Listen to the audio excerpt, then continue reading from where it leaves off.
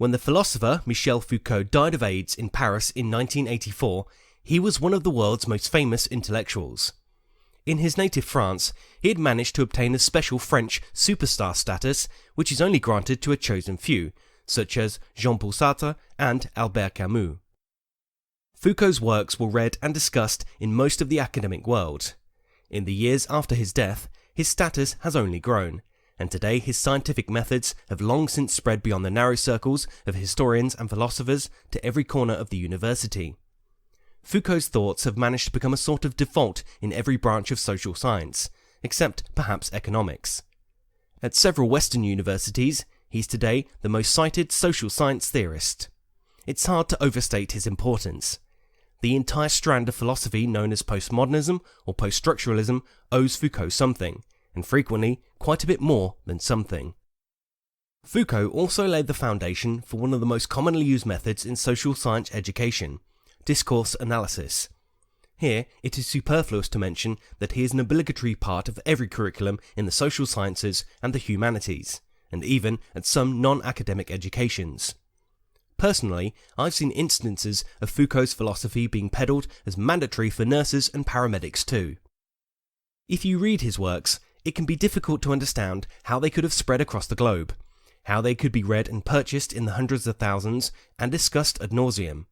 His books are unbearably cryptic, incredibly difficult to decipher, and the insights you can squeeze from them are often contradictory and sometimes meaningless.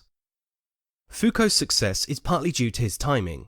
He wrote his works in the 1960s and 1970s, when the growing countercultural movement won more and more popularity within the intelligentsia.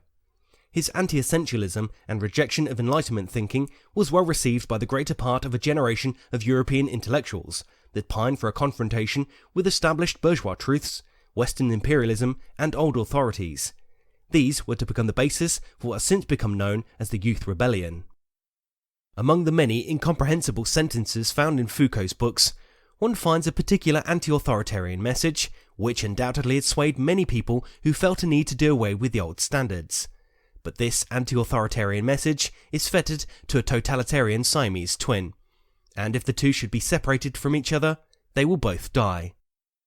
Accepting Foucault's theories of knowledge, power, and man means that you will have to renounce to any belief in humanity's ability to comprehend objective reality, as well as any belief that individual liberty can be achieved within the norms of established society. The notions that individual human beings have a personal responsibility for their actions has to go out of the window as well.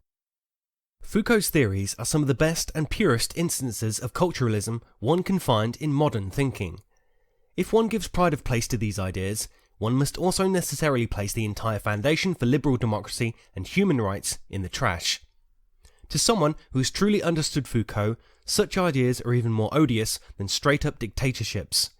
His philosophy is fundamentally incompatible with belief in democratic government and individual rights.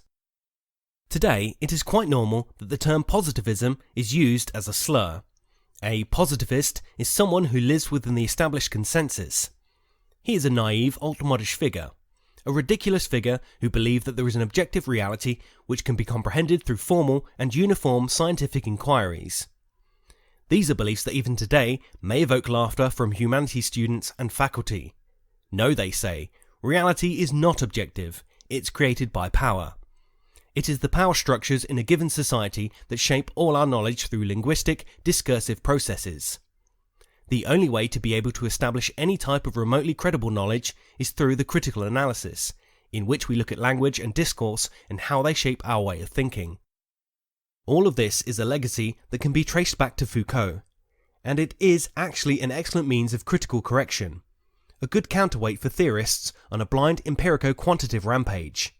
It is never a bad thing to be aware of the power of perspectives and linguistic discursive processes surrounding one's research. But when this approach alone is dominant, instead of just a critical correction, it paradoxically becomes its own normative homogeny, and when that happens, we end up with a serious intellectual problem. It leads to every kind of vulgar social constructivism, where university graduates think they can solve deep problems just by doing a bit of textual analysis. It leads to a new naivety, where one imagines the underlying realities of the world can be changed if we just talk differently about surface signs and signifiers. But worst of all, It leads to the total rejection of any ethical universalism and any common standard of knowledge, to a monstrous culturalism in which the individual disappears in favour of a large, collective, discursive currents and the complete dissolution of the subject. It is possible that Foucault did not intend for his work to end up being used in this manner, but if so, he never did anything to guard against this being the outcome of what he produced. Foucault's project was not particularly normative or ethical, but more philosophical, historical, and political. His primary aim was to break the spell of Enlightenment thinking, which in his opinion had created an implicit normativity in the modern social sciences, often leading scholars to deal with how everything should be instead of how it actually is. He saw himself as carrying on the work of Nietzsche, where ethics is a lie that only weak-minded losers believe in. It was this approach that Foucault adopted. He was interested in discovering how knowledge was created and how it could be converted into power in the form of discipline, which could again be used to control people. He went against the Popperian, and some might mockingly say, positivist approach to knowledge, where one methodically, soberly, and rigorously embarks on a journey leading one closer and closer to the truth. Foucault never wrote a line about methodology, yet it is his method which has enjoyed the greatest acclaim.